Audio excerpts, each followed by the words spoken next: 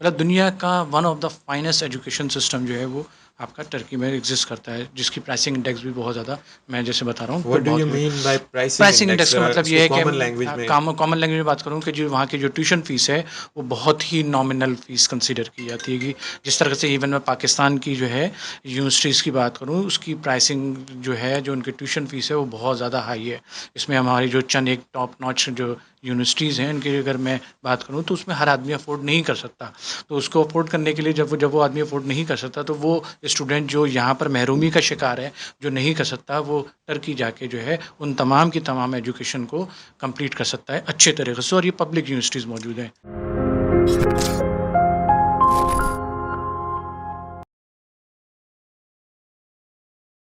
अच्छा रज़ा साहब, हमने देखा है कि पाकिस्तानी नौजवान ख़ास तौर पे इस तरह के मौजूदा हालात में वो एक एंजाइटी का शिकार है, उसको समझ नहीं आती है कि वो क्या करे, कहाँ जाए।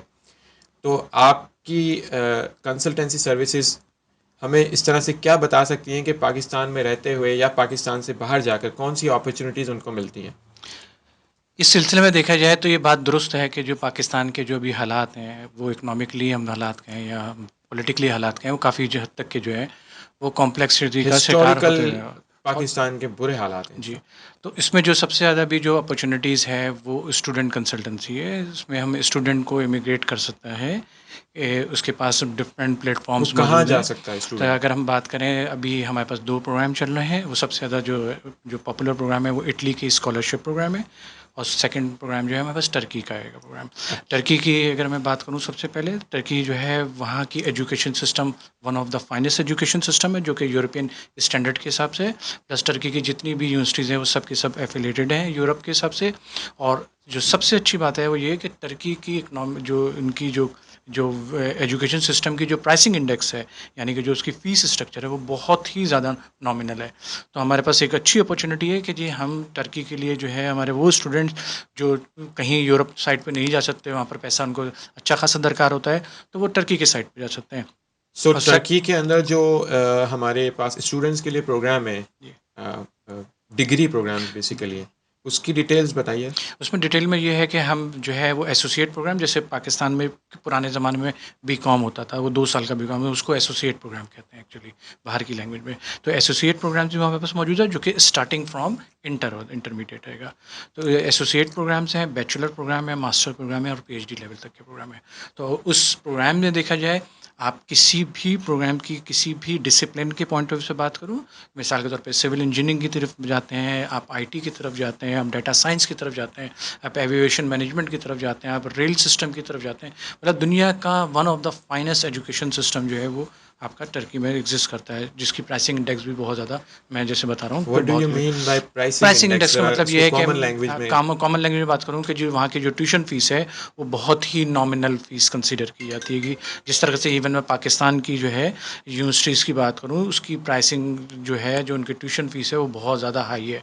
इसमें हमारी जो चंद एक टॉप नॉच जो यूनिवर्सिटीज़ हैं, उनकी अगर मैं बात करूँ तो उसमें हर आदमी अफोर्ड नहीं कर सकता।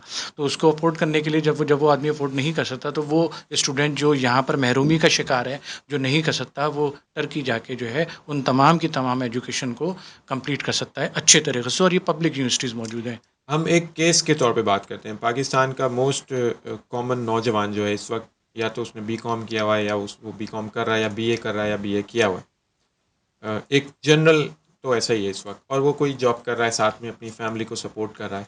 तो ऐसे बच्चे के लिए जिसकी उम्र 20 साल, 23 साल, 22 साल के बीच में, और एक ग्रेजुएट प्रोग्राम भी उसने कंप्लीट नहीं किया, या चलें कर भी लिया, बीकॉम या बीए किया, तो उस तरह के एक स्टूडेंट के लिए क्या अपॉर्चुनिटीज़ हैं? जैसे कि आप टर्की में बता रहे हैं, तो ऐसे बच्चे के लिए है कुछ? बिल्कुल है, वहाँ पर जाके वो बीबीए अपना कर सकता है, वहाँ पर जाके वो एमबीए अपना स्टार्टअप कर सकता है। एमबीए के डिफरेंट डिसिप्लिन्स में इसको अपने को कर सकता है। इवन सिविल इंजीनियरिंग की बात करूँ कि अगर एक बच्चे ने यहाँ पर डीई किया हुआ है, जो कि हमारे यहाँ काफ़ी हद तक के जो है वो इकोनॉमिकली बात करूँ, वो डीएई, डीएई जो diploma of diploma engineering associate है। इंजीनियरिंग। जी, हाँ। तो डिप्लोमा ऑफ एसोसिएट इंजीनियरिंग है, वो भी वहाँ पर जा सकता है। और वहाँ जाके सिविल इंजीनियरिंग का, जो पाकिस्तान में देखा जाए एक एक्सपेंसिव जो है वो कोर्स है, वो वहाँ पर जाके अच्छे तरीके से सस्ते उसमें कर सकता है। फिर वहाँ का जो उनका इंफ्रास्ट्रक्चर है, सारी बातें वो इंफ्रास्ट्रक्चर उसी इंफ्रास्ट्रक्चर को पढ़ा रहे हैं जो उनके पास एग्जिस्ट करता है, क्योंकि वो टर्की का जो इंफ्रास्ट्रक्चर है वो यूरोपियन स्टैंडर्ड के हिसाब से। सिविल इंजीनियरिंग की बात करूँ जो कि बहुत पुराना कन्वेंशनल स्टाइल का है, वो वहाँ पर कर सकता है। डाटा साइंस के पॉइंट ऑफ से बात करूँ वो कर सकता है। रेल में मैनेजमेंट सिस्टम के हिसाब से बात करूँ कि उनके पास रेल सिस्टम भी बहुत बड़ा मौजूद है, जो क्योंकि अल्टीमेटली टर्की ये कोशिश कर रहा है, काफ़ी अरसे से कोशिश कर रहा है कि वो शेंगेन कंट्री का पार्ट बन जाए, जो कि अभी तक तो नहीं है। वैसे यूरोपियन यूनियन का तो पार्ट है, वो शेंगेन कंट्री का पार्ट नहीं है। तो कहने का मकसद है कि अगर मैं एक डेवलप कंट्री की बात करूँ तो टर्की में वो डेवलप कंट्री है जहाँ पर आपको सारी आसाइश मिलेंगी with economically, with nominal pricing में। तो Turkey is one of the best option मैं कह सकता हूँ। और इसमें तमाम की तमाम स्टेट यूनिवर्सिटीज़ की बात करें, हम प्राइवेट यूनिवर्सिटीज़ की बात नहीं करेंगे। तो टर्की जाने के लिए, टर्की में स्टूडेंट के तौर पे जाने के लिए उसको कितना फाइनेंस अपनी जेब से वो देना पड़ेगा, और कितना गवर्नमेंट सपोर्ट करेगी, क्या प्रोग्राम ऑफर है? देखिए, गवर्नमेंट के जो प्रोग्राम है वो तो स्टैंडर्ड प्राइसिंग प्रोग्राम है, उसमें कोई चीज़ चेंजेस नहीं होती हैंगी। टर्की जाने के लिए जो बेसिकली है वो प्रोग्राम टू प्रोग्राम वेरी करता है, लेकिन मैं आपको उसको एक जस्ट इंडिकेशन कह सकता हूँ कि अगर उसके पास 2 से 3 लाख रुपए मौजूद हैं तो वो टर्की के लिए जा सकता है, वो 2 से एलिजिबल। 3 लाख रुपए अगर उसके पास मौजूद हैं और वो बीकॉम या बीए किया हुआ है, तो वो यहाँ से टर्की मूव हो सकता है एज ए बिल्कुल मूव हो स्टूडेंट? सकता है, एज ए स्टूडेंट मूव हो सकता है, और फिर वहाँ पर जाके वो काम भी कर सकता है। काम ज़ाहिर बात है वो फुल टाइम जॉब नहीं करेगा, एज बीइंग अ स्टूडेंट उसको जो है जो अलाउ होगा वो अलाउ होता है एज अ टेम्परेरी वर्क ना।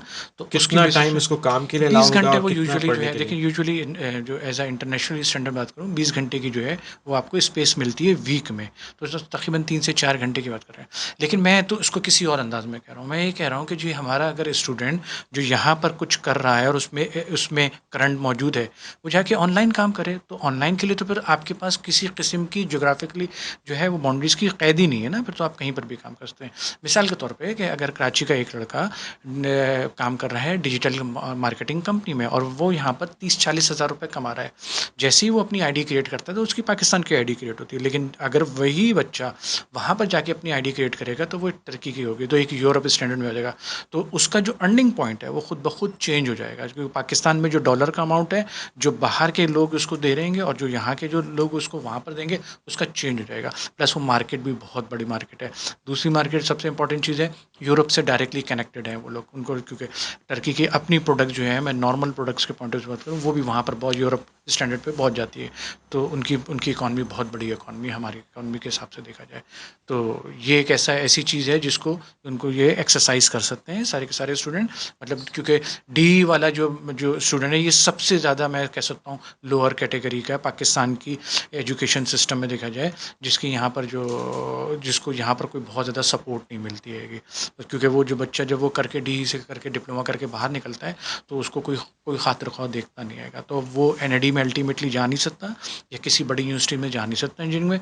तो अगर उसको जाना है और वो पढ़ने का सलाहियत रखता है, लेकिन हमारा हमारा जो मुल्क में जो है इस तरह का निज़ाम नहीं है कि उसको सपोर्ट कर सके, तो वो वहाँ पर जा सकता है। ये तो बात हो गई, रज़ा साहब आपने टर्की का मुझे बताया। अब ये बच्चा टर्की जाएगा किस तरह? सबसे पहले कहाँ जाएगा? इंटरनेट पे क्या रिसर्च करेगा, या किसी कंसल्टेंट को अपने तौर पे हायर करेगा? देखिए, इसमें सबसे पहले तो मैं ये कह सकता हूँ कि वो पहले जो ग्राउंड वर्क है वो जो है वो अपना इंटरनेट से उसको कर ले। उसके बाद से जो है वो मिसाल के तौर पे हमको अप्रोच कर सकता है। हम उसको ये हेल्प करेंगे कि जी फ्रॉम स्क्रैच से, मिसाल के तौर पे कि एडमिशन लेने से लेकर जो प्री इनरोलमेंट सिलसिला है वहाँ से लेकर जो इसका एडमिशन है, एडमिशन प्रोसेस को कंप्लीट करके फिर वीज़ा प्रोसेसिंग को कंप्लीट करके जितनी भी कंप्लाइंस रिक्वायर्ड है, जो डॉक्यूमेंटेशन रिक्वायर्ड है, वो फ्रॉम स्टार्ट टू मतलब स्क्रैच टू एंड जो है वो हम उनको सर्विस प्रोवाइड कर सकते हैं। How long it will take? कि आज मैं अगर इस चीज़ को इनरोल करने के सब अंडरस्टैंडिंग कर लेता हूँ और समझ लेता हूँ और मैं रेडी हूँ कि अब मैं मूव कर सकता हूँ, तो देखिए, सितंबर का कितना इनटेक इसमें? है, मैं सितंबर का इनटेक जो है वो अभी ओपन है। और सितंबर का इनटेक की जो यूजुअली बड़ी यूनिवर्सिटीज़ की जो डेडलाइंस हैं वो अप्रैल 15 की, कुछ 25 की, कुछ 20 तारीख की इनकी डेडलाइन है। तो इसमें अगर हम एडमिशन की बात करें तो हमें एडमिशन लाने में हार्डली जो है वो 10 से 15 दिन लगेंगे कि हम किसी भी स्टूडेंट का एडमिशन जो है वो लेके आ सकते हैं। अच्छा, अगर पाकिस्तान में जैसे ये है कि जी अगर किसी ऐसे बच्चे को जो डी किया हुआ या इंटर किया हुआ और उसकी परसेंटेज कम है, मिसाल के तौर पे अंडर 50% है, तो वो परसेंटेज वहाँ के हिसाब से एक्सेप्टेबल है और वहाँ पर वो किसी भी यूनिवर्सिटी से, अच्छी बड़ी यूनिवर्सिटी से, पाकिस्तान टर्की की मिसाल के तौर पे मैं इस्तांबुल यूनिवर्सिटी की बात करूँ, one of the biggest in जो है वो यूनिवर्सिटी कंसिडर होती है, वहाँ पर भी इसका एडमिशन हो सकता है। कितनी परसेंटेज पे हो जाएगा मिनिमम? देखिए परसेंटेज का वहाँ पर जो क्राइटेरिया है वो डिफरेंट क्राइटेरिया है, क्योंकि वहाँ का निज़ाम जो है डिफरेंट निज़ाम है। वो निज़ाम वो है जो कि यूएस को भी एक्सेप्ट करता है। ख़ास तौर पे इंजीनियरिंग में जो है वो टेक्निकलिटीज़ आ जाती हैं, तो अगर अंडर 50% है तो उसका एडमिशन वहाँ पर हो सकता है। ऑलराइट। टर्की में वो चला जाता है, इसके अलावा हम इसमें ज़ाहिर है कुछ फ़ीस लगेगी, कुछ बाकी एडमिनिस्ट्रेटिव एक्सपेंसेस लगेंगे, तो इसमें सारा उसकी दिमाग में कितना अमाउंट होना चाहिए कि उसके पास इतने पैसे हों तो वो इस बारे में सोचे भी? देखिए कुछ चीज़ें तो ऐसी हो गई हैं कि जिस पे हमारा बिल्कुल भी कंट्रोल नहीं है। फॉर एग्जांपल जो आपका जो ट्रैवलिंग एक्सपेंस है, यानी कि जो जहाज़ का किराया है, उस पे तो टिकट, हमारा कंट्रोल ही नहीं है। जैसे टिकट है ना, वो हमारा कंट्रोल ही नहीं है। वो एक फ़िक्स कॉस्ट तो है लाइक। वो बिल्कुल हाँ ना, उसके वो तो किसी ने फिर प्लस ये होता है कि जी आप कौन सी फ़्लाइट ले रहे हैं, किस जो है टाइमिंग पे जा रहे हैं। तो अगर आप जो है एक फ़्लाइट मिसाल के तौर पे मैं आज सितंबर की फ़्लाइट बुक करूँ, तो हो सकता है वो मुझे बहुत ज़्यादा सस्ती पड़े, और मैं अगर अगस्त के एंड पे बुक करूँ तो मुझे वो बहुत ज़्यादा एक्सपेंसिव पड़ेगी। तो अगर आप प्लानिंग से चलते हैं तो आप, मैं ये समझता हूँ कि एक इंजीनियरिंग लेवल का जो बच्चा है उसको मेरे ख्याल में आई थिंक 3 से 4 लाख रुपए लगेगा हार्डली। एज़ ए स्टूडेंट वो यहाँ से टर्की में किसी अच्छी यूनिवर्सिटी में एडमिशन लेके बिल्कुल पढ़ाई शुरू कर देगा। बिल्कुल ले और वो सकता फिर है। जब पढ़ाई शुरू करेगा तो बाकी जो उसकी फ़ीस वगैरह है वो कितनी होगी और यूनिवर्सिटी में कैसे वो? देखिए फ़ीस जो है वो स्टार्टिंग होती है $300 से स्टार्ट होती है, साल की फ़ीस में बात कर रहा हूँ। तो $300 का मैं ये अगर कोई सब्सिडाइज़ प्रोग्राम है या ये है सब्सिडाइज़ नहीं ही? है, वो गवर्नमेंट यूनिवर्सिटीज़ का उनका स्ट्रक्चर ही है यही ही है इतना? ठीक ना। प्लस वो ये है कि जो और वहाँ पर जो एक और अच्छी चीज़ जो है, वरना अदरवाइज़ दुनिया के बाकी कंट्री में चले जाऊँ मैं आपको यूके की एग्जांपल दूँ, यूएस की एग्जांपल दूँ, कनाडा की दूँ। जब इंटरनेशनल स्टूडेंट आता है तो वो उससे नोट लेते हैं, उससे पैसा कमाते हैं। यहाँ टर्की में जो है वो पैसा नहीं कमाते हैं, उससे भी वही पैसा लेते हैं जो लोकल से लेते हैं। तो मैं ये ज़रूर सजेस्ट करूँगा अपने तमाम के तमाम जो है नाजरीन को कि अगर टर्की जा रहे हैं तो वो वहाँ की लैंग्वेज ज़रूर सीखें, टर्किश सीखें। उससे फ़ायदा क्या होगा, एक तो उनके प्रोग्राम की कॉस्ट उनको जो है वो कम पड़ेगी, और फिर जब वो अपनी तालीम कंप्लीट करते हैं और वो चाहते हैं कि जी वो वहीं पर अपनी ज़िंदगी बसर करें, तो अल्टीमेटली उनको लोकल लैंग्वेज आनी बहुत ज़्यादा ज़रूरी है। और यही चैलेंज आपको मिलेगा यूरोप में भी, कि अगर आप यूरोप के किसी, जिस मिसाल के तौर पे जैसे हम लोग इटली का प्रोग्राम कर रहे हैं, तो इटली में भी आपको जो है वो अल्टीमेटली लैंग्वेज को कंप्लीट करना है। प्लस इसमें एक साथ चीज़ मैं कंप्लीट ये कर दूं कि जब आप लैंग्वेज और आपने तालीम कर ली और आपने अपनी जो है वो डिग्री पे कंप्लीट करने के बाद से आप जॉब कर रहे हैं, अब जॉब करने के बाद से आप परमानेंट रेजिडेंसी अप्लाई करते हैं, तो दुनिया का लॉ ये कहता है कि जब आप अप्लाई करते हैं परमानेंट रेजिडेंसी पासपोर्ट के लिए, तो वो कहते हैं कि आपको लोकल लैंग्वेज आनी ज़रूरी है। उसके एक स्टैंडर्ड डिफाइंड है, वो उस स्टैंडर्ड तक के आपको लैंग्वेज। तो इसका मतलब ये है कि हमें किसी भी सूरत अगर हम वहाँ पर इंग्लिश टॉट प्रोग्राम कर भी रहे हैं तो हमें लैंग्वेज उसको ज़रूर आनी चाहिए। अगर हमें पासपोर्ट चाहिए, वो टर्की का हो, वो यूरोप के किसी कंट्री का हो, या इवन कनाडा का हो, लेकिन कनाडा में जो है बेसिक इंग्लिश रिक्वायरमेंट है स्पीकिंग कंट्री तो ये लैंग्वेज। बेसिक रिक्वायरमेंट है। तो आपको लैंग्वेज जो है ना वो, और लैंग्वेज का वहाँ पर बहुत ही अच्छा सिस्टम है जो वहाँ पर सिखाया था, जैसे टॉमर का एक एग्ज़ाम कहलाता है। उसके लेवल्स दिए और डिफाइन किए हुए हैं, वो 6 लेवल हैं, वो 6 लेवल आप उसको कर सकते हैं। बेसिक से स्टार्ट होता है, एडवांस डिग्री तक वो उसको गया। यहाँ से करके जाना होगा? नहीं, उसको वहीं पे करेगा, वहीं वो पे करना वहीं पे होगा? कर सकता है। अच्छा, टर्की का तो आपने ऑप्शन बताया, इसके अलावा कोई ऐसा ऑप्शन जो इससे भी सस्ता और आसान हो? Honestly speaking no. अगेन हम उस तनाजुर में बात कर रहे हैं कि पाकिस्तानी नौजवान जो एक कॉमन नौजवान है जिसकी उम्र 22-23 साल है और उसको कोई जॉब भी नहीं है, उसकी कोई ख़ास तालीम भी नहीं है, बीकॉम बीए है, ना उसने कोई अच्छी डिग्री कर सकता है ना की हुई है, तो उस तनाजुर में हम देखना चाहते हैं। देखिए इसमें अगर मैं ज्योग्राफी पॉइंट ऑफ व्यू से बात करूँ तो हमारे जो इमीडिएट रीजन में जो कनेक्टेड है वो जो है मिडल ईस्ट कनेक्ट है। तो मिडल ईस्ट में अगर मैं पढ़ाई की बात करूँ तो बहुत एक्सपेंसिव पढ़ाई है। तो मिडल ईस्ट से जैसे ही आप बाहर निकलते हैं तो आपको जो सबसे ज़्यादा बेस्ट कंट्री जो मिलता है वो आपको टर्की मिलता है, इकोनॉमिकली पढ़ाई के व्हाट हिसाब से अबाउट उनका। Italy? Italy Italy one of the best option, ठीक है ना। बट उसमें प्राइसिंग इंडेक्स थोड़ा सा आपका चेंज हो जाता है, यानी कि ट्यूशन टर्की से फीस। ज़्यादा एक्सपेंसिव है। जी, टर्की से ज़्यादा एक्सपेंसिव है। उसकी वजह एक तो ये है कि ज़ाहिर बात है वो यूरोप में आप आ जाते हैं, प्लस इसकी वीज़ा कॉस्ट, इसकी बहुत छोटी सी बात है, वीज़ा कॉस्ट ज़्यादा है। प्लस एक और बात है कि जी जब आप ट्रैवलिंग करेंगे, जो आप टिकट लेंगे वो ज़्यादा दूर है यहाँ से, तो उसको आपको कॉस्ट पड़ेगा। तो अल्टीमेटली इसकी कॉस्ट जो है ना इससे थोड़ी सी ज़्यादा है। तो आपको मैं कॉस्ट की अगर बात करूँ, इटली में आपको पड़ेगा समवेयर अराउंड 5 लाख रुपए का आपका जो है टोटल एक्सपेंस पड़ेगा। अनफॉर्चुनेटली ये 5 का नहीं पड़ता, अगर ये जिस तरह से हमारे हालात जो चेंज होते चले जा रहे हैं और यूरो जो है, फॉरेक्स जी फ्लक्चुएशन। जी, जो हमारा जिस तरह से करेंसी जो है वो डेप्रिशिएट होती जा रही है, उसकी वजह से भी प्राइस जो है ना वो चेंज होती जा रही है। तो इसलिए मैं थोड़ा सा इसमें कंजर्वेटिव हूँ और थोड़ा सा रिजर्वेशन अपनी जो है वो रख रहा हूँ कि जी मैं पाकिस्तानी पैसे में जो है वो प्राइस बताने में, क्योंकि उसमें कल को जो है मुझे ही ये कोट किया जाएगा कि आपने 5 बताया, क्योंकि आज मिसाल के तौर पे डेली बेसिस पे जो है प्राइस जो है वो चेंज हो रही है फॉरेन करेंसी की, इसकी वजह से ये काफ़ी हद तक चैलेंज आ रहेगा। लेकिन मैं मोटा मोटा बात करूँ, 5 लाख रुपए तक के जो है वो इटली आराम से बनता जा सकता है। ओके, मैं अपने ऊपर इसको लेता हूँ कि आपने मुझे बताया कि भाई आप टर्की चले जाएँ। मेरे सारे सर्कमस्टेंसेस मैंने सेट किए और अप्लाई कर दिया और मैं वहाँ चला गया, टर्की चला गया मैं। अब मैंने वहाँ पे डिग्री स्टार्ट कर दी, मैं कुछ इधर उधर से कमा भी रहा हूँ, कुछ पढ़ रहा हूँ, गुजारा मेरा हो रहा है। अब मैंने डिग्री कंप्लीट कर ली, मिसाल है मैंने कोई मैनेजमेंट साइंस की कोई सी भी डिग्री कर ली। अब मैं क्या करूँगा वहाँ पे? अब क्या मुझे पाकिस्तान वापस आना होगा या वहाँ मुझे एक परमानेंट रेजिडेंसी प्रोग्राम में मैं इनरोल हो जाऊँगा? किस तरह से मेरी लाइफ वहाँ देखिए फ्यूचर आप, वहीं अब मैं देखूँगा, क्योंकि अब मैं यहाँ नहीं आना चाहता। बिल्कुल ऐसी है, बिल्कुल ऐसी है। देखिए आप जब जब अपनी पढ़ाई कंप्लीट करेंगे, क्योंकि ज़ाहिर बात है जब आप वहाँ पर रह रहे हैं तो आपकी नेटवर्किंग आप अपनी स्टार्ट कर देंगे। जब नेटवर्किंग स्टार्ट करेंगे तो पढ़ाई के बाद से आपको ये अलाउ होगा कि वहाँ पर आप 1 साल के लिए जॉब तलाश कर सकते हैं। मैं इस चीज़ को इस तरह से देखता हूँ कि जब बच्चा फाइनल ईयर में मौजूद होता है तो वो अपनी कनेक्टिविटी बिल्ड अप कर लेता है, क्योंकि ज़ाहिर बात है वहाँ पर वो 2 साल से अगर रह रहा है, मैं बात कर रहा हूँ मास्टर्स प्रोग्राम की, बैचलर प्रोग्राम वाला 4 साल रहता है तो उसको बहुत ज़्यादा टाइम स्पेंड करता है, तो उसके लैंग्वेज पे भी उसका बुरा है, तो उसको जॉब मिलने के लिए कोई परेशानी नहीं होती। उसको जब जॉब मिल गई तो इसका मतलब है कि आपके लिए आप एक ऐसी ट्रेन में सफ़र कर गए जो आपको जो है अल्टीमेटली पासपोर्ट की डेस्टिनेशन पे लेके जाने के लिए तैयार है। हाँ, आपको कंसिडरेशन ये है कि जी आपको तमाम की तमाम कंप्लायंस को पूरा करना पड़ेगा। बस उस कंप्लायंस को पूरा करेंगे। हर कंट्री का अपना एक क़ानून है इस सिटीज़नशिप का और परमानेंट रेजिडेंसी का। उस तरह से वहाँ का भी क़ानून है। टर्की का जो क़ानून है तकरीबन समवेयर अराउंड 7 से 8 साल लगता है आपको परमानेंट रेजिडेंसी से कन्वर्ट हो जाए। वहाँ पर परमानेंट रेजिडेंसी का डायरेक्टली कॉन्सेप्ट नहीं है, वहाँ पर टेम्परेरी रेजिडेंसी का कॉन्ट्रैक्ट है। तो टेम्परेरी रेजिडेंसी 1 साल की भी होती है, 2 साल की भी होती है, 3 साल की भी होती है। But in a long run आपको 7 साल मिनिमम स्पेंड करने पड़ते हैं, तब आप अपने पासपोर्ट के लिए अप्लाई इस कर 7 सकते हैं। सालों में स्टूडेंट प्रोग्राम से लेकर शामिल है या नहीं, स्टूडेंट डिग्री के बाद? मैं पोस्ट स्टूडेंट मैं बात कर रहा हूँ कि पोस्ट स्टडी की बात कर रहा हूँ। पोस्ट स्टडी की बात से आपने वहाँ पर 7 साल गुजारे हों, किसी जॉब करके, किसी क्राइम में आप इन्वॉल्व नहीं हो, आपने कोई फ्रॉड एक्टिविटी नहीं की हुई हो, तो आपको वहाँ का पासपोर्ट मिल सकता है। ऑलराइट, ये तो हमने बात कर ली स्टूडेंट की। इसके अलावा जो इमिग्रेशन का भी एक रास्ता है। जी, अभी टर्की की स्पेसिफिकली बात करूँ, टर्की ने तकरीबन अभी तो 6 महीना हो गया, 6 महीने पहले तक इनकी $2.5 लाख की इन्वेस्टमेंट कर रहे थे। $2.5 लाख की अगर आप इन्वेस्टमेंट करते तो वो आपको पासपोर्ट जो है वो 3 से 6 महीने के अंदर आपको मिल सकता था। ये उन लोगों के लिए है जिनके पास थोड़ा बहुत पैसा मौजूद है और वो वहाँ पर फाइनेंशियल करता है। अच्छी चीज़ ये है कि वहाँ के जो जो इंफ्रास्ट्रक्चर है, यानी कि जो हाउसिंग स्कीम है, वो हाउसिंग के पॉइंट ऑफ व्यू से बात करूँ या अपार्टमेंट के पॉइंट ऑफ व्यू से, बहुत ही फाइनेंस की स्कीम देंगी।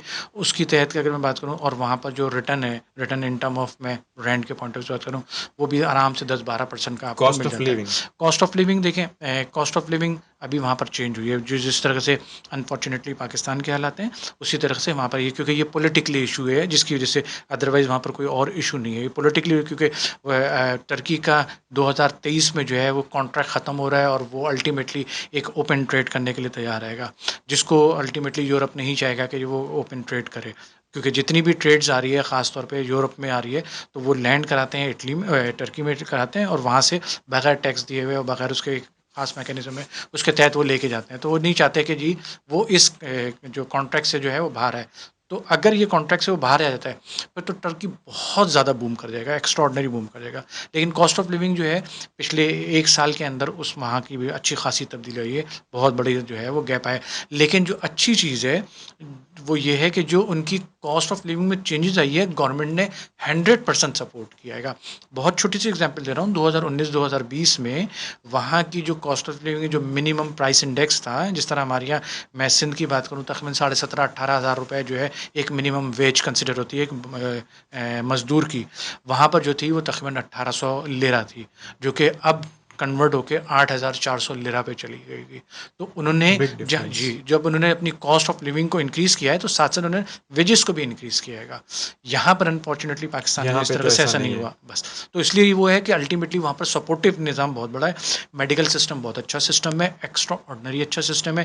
लेकिन जाहिर बात है आप गवर्नमेंट उसमें जाएंगे, क्योंकि दुनिया में एक्चुअली जितना भी हेल्थ सिस्टम होता है वो गवर्नमेंट कंट्रोल कर रही होती है। पाकिस्तान में भी यह है कि गवर्नमेंट कंट्रोल है, लेकिन वो कंट्रोल पॉइंट नहीं है, इसलिए वो बहुत ज़्यादा जो है पाकिस्तान तो एक्सेप्शनल केस है ना उसको कंपेयर यकीनन बिल्कुल नहीं ऐसे कर ही सकते। है, बिल्कुल ऐसे ही है। तो अब सेकंड अगर मैं एग्जांपल दूँ आपको, मैं इटली की, अब थोड़ा-सा इसको मैं बताता हूँ। इटली में जो जो जो निज़ाम है, वो इटली में एजुकेशन सिस्टम सिर्फ़ एक जो है इनटेक होता है, सितंबर का इनटेक स्टार्ट होता है। साल में एक ही बार। साल में एक ही दफ़ा होता है। सेकंड टाइम नहीं होता। जो अभी सितंबर का इनटेक आ रहा है, अगर इसमें स्टूडेंट ने अप्लाई नहीं किया तो वो उनको एक एक साल जो है वेट दोबारा करना वेट होगा। करना पड़ेगा। इसका जो मेजर जो इसका जो पूरा का पूरा प्रोसेस है, उसको 3 हिस्सों में हम लोग यूजुअली इसको डिवाइड करते हैं। एक सबसे पहले प्री एनरोलमेंट का सिस्टम होता है कि प्री एनरोलमेंट आपको करानी होती है या रजिस्ट्रेशन करनी होती है। जब आपके इटली एजुकेशन सिस्टम में आपकी रजिस्ट्रेशन हो जाती है, तो फिर उसके बाद से आप अपना एडमिशन अप्लाई करते हैं। मल्टीपल यूनिवर्सिटीज़ हैं, उसमें आप अप्लाई कर सकते हैं। सारी की सारी स्टेट यूनिवर्सिटीज़ में हम अप्लाई करते हैं। डिफरेंट सिटीज़ में डिफरेंट लोकेशंस पे वो एग्जिस्ट करती हैं। बड़े शहर भी हैं, छोटे शहर भी हैं। उसमें हम अप्लाई करते हैं, एडमिशन आ जाता है, रजिस्ट्रेशन आपकी कंप्लीट हो गई, आपका एडमिशन आ गया। फिर हम चले जाते हैं वीज़ा प्रोसेसिंग के लिए। वीज़ा प्रोसेसिंग की बहुत सारी रिक्वायरमेंट्स हैं। उसमें 2 रिक्वायरमेंट सबसे इंपॉर्टेंट रिक्वायरमेंट है। एक रिक्वायरमेंट है बैंक स्टेटमेंट की, जो आपको सब्सटेंशिएट करना पड़ता है कि जब आप इटली में जाएँगे तो आप वहाँ पर स्लिप नहीं होंगे, और आप अपना जो एजुकेशन जो कर रहे हैं, उसमें आपको अपना खर्चा बर्दाश्त करने के लिए कुछ आपके पास पैसे होने चाहिए। तो वो आपको चाहिए होती है। जो पहले, अभी मैं 6 महीना पुरानी बात करूँ, तो तकरीबन 2 मिलियन की जो उसकी रिक्वायरमेंट थी कि 2 मिलियन की, अब वो थोड़ी सी स्लाइटली इंक्रीज़ हो गई है because of foreign exchange rate. वो तकरीबन 2.5 मिलियन पे चली गई। तो तकरीबन मैं कह सकता हूँ 25 लाख रुपए का आपको, 20 से 25 लाख रुपए की आपको बैंक स्टेटमेंट अपनी सब्सटेंस शो करनी पड़ती है 6 महीने की। वो आप अपने ब्लड रिलेशन में फादर, मदर, सिबलिंग्स की आप उनको दे सकते हैं। कज़न्स में भी दे सकते हैं, मिसाल के तौर, लेकिन ब्लड आपको वहाँ पर सब्सटेंशिएट करना ज़रूरी है कि जी आपको ये प्रूव करेंगे। आप सिर्फ ये नहीं कहेंगे कि जी मेरे ये कज़न या मेरे ये अंकल हैं। वो अंकल का रिलेशनशिप जब तक आप प्रूव नहीं करेंगे, आपको जो है वो बैंक स्टेटमेंट कंसिडर नहीं होगी, और आपके वीज़े रिजेक्शन होने के चांसेस हाई हो जाते ज़्यादा। हैं। एक ये डॉक्यूमेंट है। सेकंड डॉक्यूमेंट जो होता है, वो इनकम टैक्स रिटर्न होता है, यानी कि जिसके भी आप बैंक स्टेटमेंट दे रहे हैं, यानी कि वो स्पॉन्सर है आपका, वो आपके वालिद हो सकते हैं, वो आपका भाई हो सकता है, उनका टैक्स रिटर्न होना ज़रूरी है, यानी कि वो लीगली तौर पे जो है टैक्स पाकिस्तान पेयर हो। में टैक्स पेयर हो और काम करता और हो, वो आपको सपोर्ट कर रहा हो। तो वो 2 साल का रिटर्न आपको ही चाहिए। तो ये 2 document one of the important document consider करते हैं वीज़ा प्रोसेसिंग के लिए। बाकी जो इसमें रिक्वायरमेंट है, वो रिक्वायरमेंट ये है कि मिनिमम जो है वो 60% की, जो यूजुअली कंसल्टेंट बोलते हैं। लेकिन मेरा अपना एक स्टूडेंट है, लास्ट ईयर वो 52% वाला गया आएगा। तो एज सच कोई इसमें जो है वो यूनिवर्सिटी की तरफ से रिक्वायरमेंट नहीं है कि जी आप जो हैं वो 60, क्योंकि जिस प्रोग्राम में हम अप्लाई कर रहे हैं उसमें रिक्वायरमेंट नहीं है। अदरवाइज तो यूनिवर्सिटीज़ की अपनी रिक्वायरमेंट मौजूद हैगी। तो जिस इसमें हम कर रहे हैं उसमें हम किसी को भी लेते हैं, लेकिन हमारी प्रेफरेंस ये होती है कि हम मिनिमम 60% वाले को जो है वो अपने पास ऑन बोर्ड करें। ओके, इटली में हम आ गए, इटली में हमने डिग्री कर ली। अगेन हम बात करेंगे कि फ्यूचर क्या है तो अब। इटली का सबसे ज़्यादा जो एडवांटेज है, वो सबसे बड़ा एडवांटेज ये है कि इटली में 1 साल का तो आपको इमीडिएटली जैसे ही आप कंप्लीट करेंगे, वो ग्रेजुएशन प्रोग्राम कंप्लीट करें या आप मास्टर्स प्रोग्राम कंप्लीट करें, आपको 1 साल का जो है वो पीएसडब्ल्यू मिलेगा। पीएसडब्ल्यू का मतलब होता है पोस्ट स्टडी वर्क परमिट। वो वीज़ा है जो आपको अलाउ करता है कि आप 1 साल वहाँ पर रुक सकते हैं और जॉब तलाश कर सकते हैं।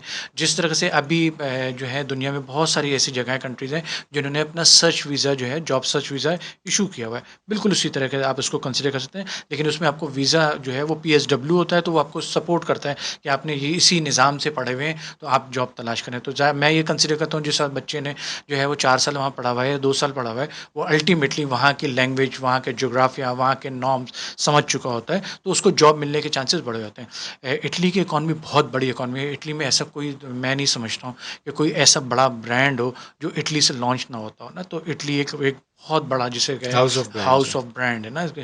तो फैशन इंडस्ट्री की बात करूँ तो फैशन इंडस्ट्री वहाँ पे बैठा है। इसके अलावा भी मैं बात करूँ, अभी वो एविएशन में अपने को बहुत ज़्यादा ऊपर लेके आ गए हैं, और इटली जो है, इटली का जो है वो बाकी मैं बात करूँ, आपने पिज़्ज़ा का आपने नाम सुना होगा, हम्म। कॉफ़ी का आपने नाम सुना होगा। हमारी जो फरारी गाड़ी है, ये जिस जगह से बिलोंग करती है उसका नाम है बिलोंग, वो एक सिटी है, बिलोंग से करती है। वो भी बड़े, ये कॉफ़ी का बहुत बड़ा जो है स्ट्रक्चर। चीज़ की मैं बात करूँ तो इंडस्ट्री उनके पास बहुत बड़ी इंडस्ट्रीज़ है, जिस पे वो उनका कर रहे हैं। जोग्राफी भी, तो मैं अगर यूरोप के पॉइंट ऑफ व्यू से बात करूँ, यूरोप के ये टियर 1 कंट्री में इसको शुमार किया जाता इटली है, को। इटली को शुमार किया जाता है। तो अगर मैं सबसे बड़ा कंट्री बात करूँ यूरोप का, वो आपका जर्मनी आएगा, जो कि एक्चुअली इकॉनमी को ड्राइव कर रहा है पूरे के पूरे जो इसकी जो शेंगेन कंट्री की। तो शेंगेन कंट्री की में जो जो टियर 1 में आता है, वो इटली भी टियर 1 में आता है। ऑलराइट, इटली और टर्की, पाकिस्तानी नौजवान के लिए उसमें अपॉर्चुनिटीज़ हैं, ये बात हमने अंडरस्टैंड की। अब हम थोड़ा आगे चलते हैं यूके की तरफ। यूके में भी ऐसा कुछ है, पाकिस्तानी वहाँ बहुत हैं। बहुत है। और यूके यूके तो में स्टूडेंट के लिए क्या अप्रोच है, क्या राइट वे है कि वो जाए और किस तरह से उसमें देखिए यूके की जो बेसिकली जो इकॉनमी है वो अभी काफ़ी हद तक के कॉम्प्रोमाइज़ हुई है। करंटली? जी करंटली वहाँ पर इन्फ्लेशन जो है ना, मैं तो उसको इस नज़रिए से देखता हूँ, क्योंकि बेसिकली मेरा अपना फाइनेंशियल बैकग्राउंड भी बहुत बड़ा है। तो मैं इसको इस नज़रिए से देखता हूँ कि पाकिस्तान में जिस तरह से इन्फ्लेशन शूट की हुई है, यूके में भी इन्फ्लेशन इसी तरह से बिल्कुल शूट की है।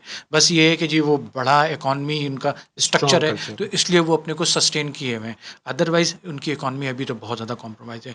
मैं यूजुअली लोगों को रिकमेंड नहीं कर रहा यूके के लिए कि यूके के लिए वो जाएँ, क्योंकि उससे कहीं ज़्यादा बेहतर है कि आप जो है यूरोप के दूसरे कंट्रीज़ की तरफ जा सकते हैं। लेकिन इस बात को कंटिन्यू करते हैं कि यूके के लिए हमारे पास क्या अपॉर्चुनिटी है। यूके में भी हमारे पास अच्छी खासी अपॉर्चुनिटी है, लेकिन यूके सर वो बच्चा जा सकता है जो एक्चुअली जिसके पास पैसा हो, क्योंकि वहाँ की मिनिमम पढ़ाई भी, अगर मैं बैचलर पॉइंट ऑफ व्यू से बात करूँ, फाउंडेशन प्रोग्राम भी वहाँ से जो यूजुअली, क्योंकि यूके के जो तालीमी निज़ाम है वो एक्चुअली कमर्शियल निज़ाम है वहाँ पर, और इंटरनेशनल कम्युनिटी से बेतहाशा पैसा जो है उसके जो अर्न करते हैं, तो वो निज़ाम वहाँ पर जो है वो स्टूडेंट फाउंडेशन प्रोग्राम से जा सकता है। फाउंडेशन प्रोग्राम का मतलब ये है कि अगर यूनिवर्सिटी में 60% मांगी हुई है या 65% मांगी हुई है और स्टूडेंट के पास 60-65% नहीं है, तो आपको 1 साल का फाउंडेशन प्रोग्राम करना पड़ेगा वहाँ पर, जिसकी डिफिशिएंसी कवर करना जो पड़ेगा। डेफिशिएंसी जो उसको कवर करना पड़ेगा, जिसकी मिनिमम जो है वैल्यूएशन जो है वो 13,000 पाउंड या 13,000 यूरो के लगभग आ जाती है, जो उसकी वेरी एक हाई। साल की वेरी हाई। तो अगर आपके पास पैसा है और आप ये समझते हैं कि जी आपके पास 40-50 लाख रुपए हैं, 20-30 लाख रुपए हैं, तो फिर आप वहाँ के लिए जो है वो अपने को मूव बना सकते हैं। अगर गो बियॉन्ड द डेफिशिएंसी, अगर हमारे पास 70% के जो बच्चे हैं, हम्म। तो उनको तो डेफिशिएंसी प्रोग्राम में नहीं जाना पड़ेगा। नहीं, डेफिशिएंसी प्रोग्राम में नहीं, फिर उनको फाउंडेशन प्रोग्राम नहीं करेंगे, वो डायरेक्टली जो है वो एनरोल करेंगे अपने को बैचलर प्रोग्राम में। तो बैचलर का प्रोग्राम भी वहाँ का है, लेकिन अगर वो वहाँ पर स्कॉलरशिप के चांसेस वहाँ पर भी होते हैं, लेकिन बहुत मिनिमल स्कॉलर, बट कंप्लाइंस बहुत स्ट्रॉन्ग है वहाँ पे। मिसाल के तौर पे कि अगर आपने एक स्कॉलरशिप ले ली है और आपको वो उन्होंने स्कॉलरशिप दी है, तो स्कॉलरशिप का पैसा जो है वो आपको जो है वो हर मंथ मिलेगा। अब मैं एक चीज़ जो है मैं जो मिस कर गया था इटली के पॉइंट ऑफ व्यू से, तो मैं इटली का दोबारा एक चीज़ इसमें ऐड कर दूँ कि इटली में जो स्कॉलरशिप प्रोग्राम है उसमें हम स्टेपेंड का भी जो इनके पास ऑप्शन मौजूद है, यानी कि 5,000 से लेकर 7,200 यूरो तक के उसको स्टेपेंड भी मिलेगी किसी भी स्टूडेंट को जो वहाँ पर ऑन एनरोल द हो रहा है, basis of scholarship, on the basis of the scholarship. अगर वो क्वालिफाई करता है जी तो। बिल्कुल, क्वालीफाई जो करता है तो उसको जो है वो स्टेपेंड मिलेगी। तो 7,200 का मतलब है 600 यूरो पर मंथ के हिसाब से, और ये एक वन शॉट में उसको मिलेगी जब वो अपना उसका TR-VR कंप्लीट हो जाएगा। तो उसका तो उसके बाद मसला ही से हल हो जाएगा फिर। फिर तो उसका मेजरली मसला कम होगा, प्लस 20 घंटा वो वहाँ पर काम भी कर सकता है। जब 20 घंटा वो काम करेगा तो तो फाइनेंशियली तो वो वहाँ पर स्टेबिलिटी बेटर आ ऑफ होगा। जाएगी उसके यस यस, पास। वहाँ पर बेटर होगा। तो मेरे हिसाब से अगर एक स्मार्ट बच्चा है और अपने को वहाँ पर सही तरह से इन प्लेस कर सकता है, तो 2,500-3,000 यूरो बनाना उसके लिए कोई बहुत बड़ी बात नहीं है, बीइंग अ स्टूडेंट। बाकी तो फिर वो जब अपनी जो प्रॉपर लाइफ में आएगा, यानी कि जब जॉब लाइफ में आएगा, तो he can make good money ना। अच्छा रज़ा साहब, हमने देखा है इंटरनेट पे और मीडिया पे बहुत सारे लोग ऑफ़र कर रहे होते हैं कि इतने पैसे दें और इटली चले जाएं, दुबई, यूके चले जाएं, यूएसए चले जाएं। तो ये इस तरह तो लोग बहुत इससे कंफ्यूज हैं, ये किस तरह ऐसे है, ये फ्रॉड है, इसमें क्या हकीकत है?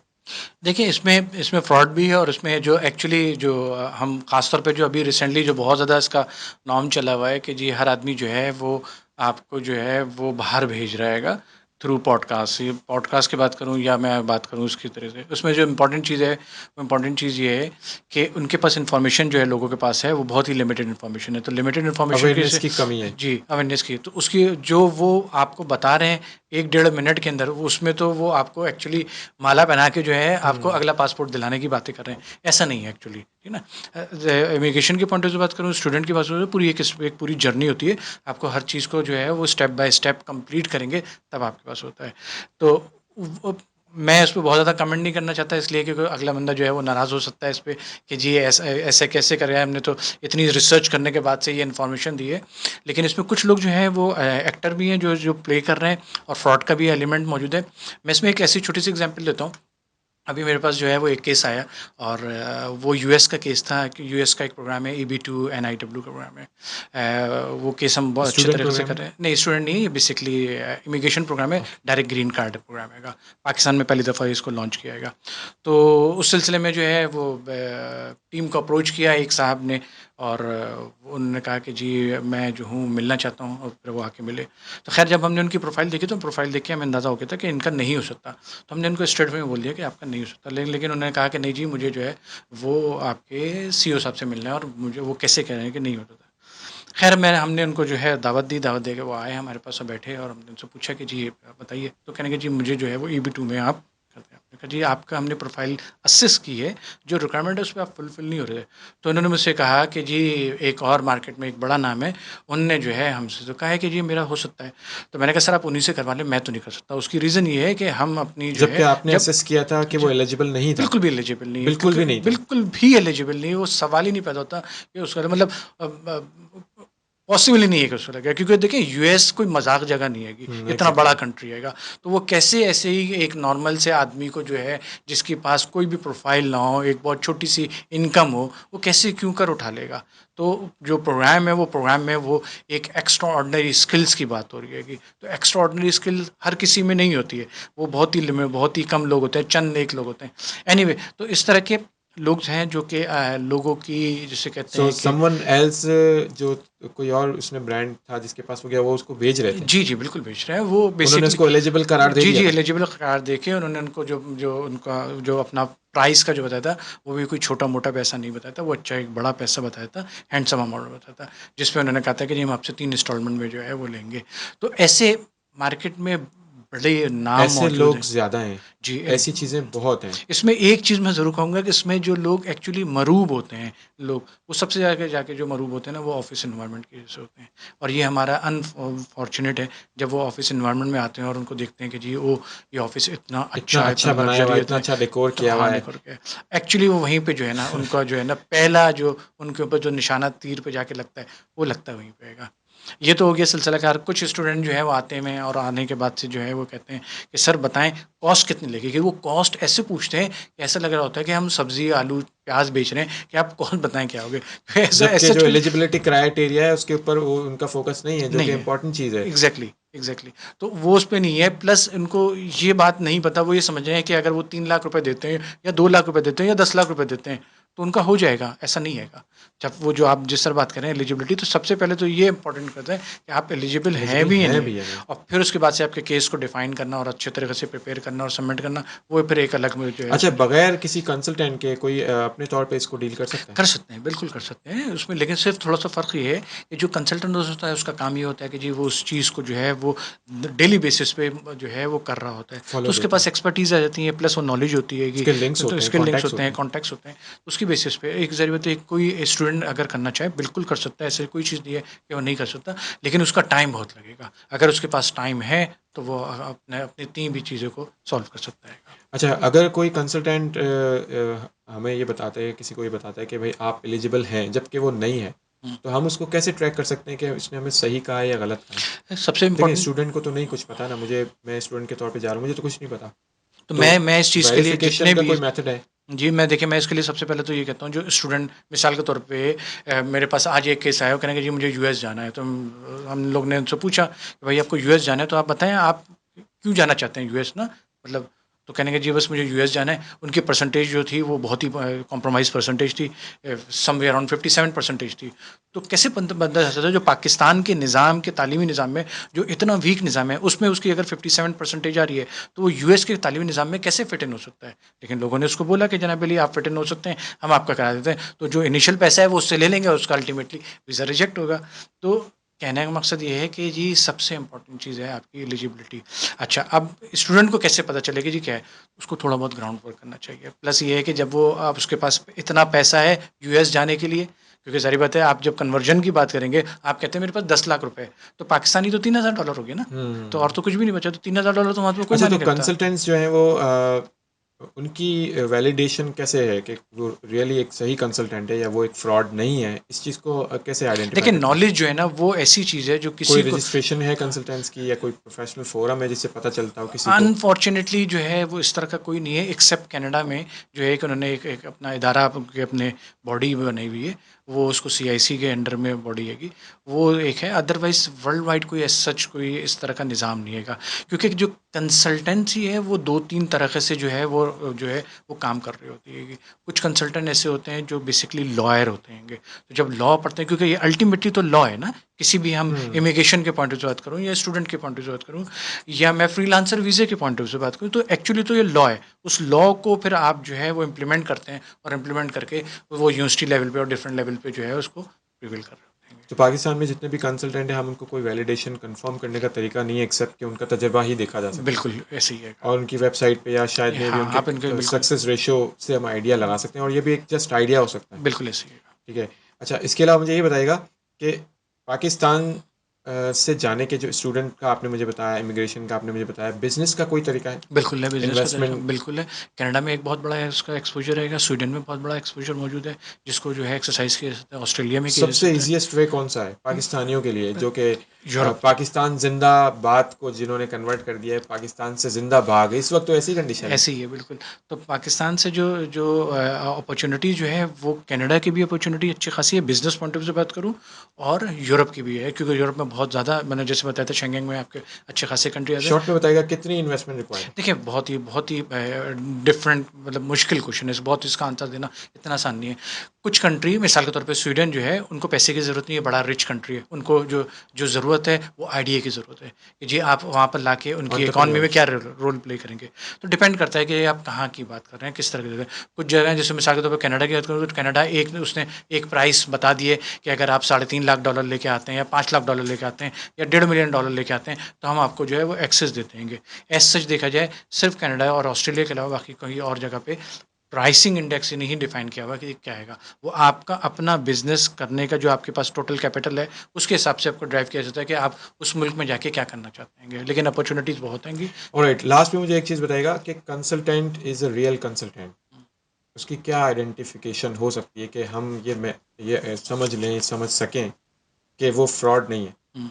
बिकॉज़ यहाँ पे फ्रॉड ज़्यादा है और कि ओरिजिनल और जेन्युइन देखिए आपको वर्कर्स कम। होमवर्क तो उसमें करना पड़ेगा, इसमें बगैर होमवर्क किए हुए मैं ये समझता कोई हूँ की पॉइंट? कि इसमें की पॉइंट सबसे ये है कि मैं समझता हूँ नॉलेज। एक नॉलेज जो है वो किसी भी कंसल्टेंट की उसको आप गेज कर सकते हैं कि वो कितना रियल है और कितना अनरियल है। यूजुअली जो कंसल्टेंट होते हैं वो ज़्यादातर बैठ के बातचीत नहीं करते हैं, तो इसमें क्योंकि वो टाइम नहीं देते, क्योंकि उनके पास टाइम का वो इसलिए नहीं देते क्योंकि ज़ाहिर बात है जब सवालात से सवालात शुरू होंगे तो उनको अल्टीमेटली वो एक्सप्रेस करना होगा, वो चीज़ें बतानी पड़ेंगी। सो तो बेस्ड ऑन द नॉलेज ही हमें ये आइडिया हो बिल्कुल, सकता है, वो भी हमें अपनी इंटेलेक्ट पे डिपेंड करना होगा जी, कि क्या है। बिल्कुल। ठीक है रज़ा साहब, thank you very much, have a nice talk with thank you you, so much. Thank you for joining thought on tape, will meet you soon, good luck.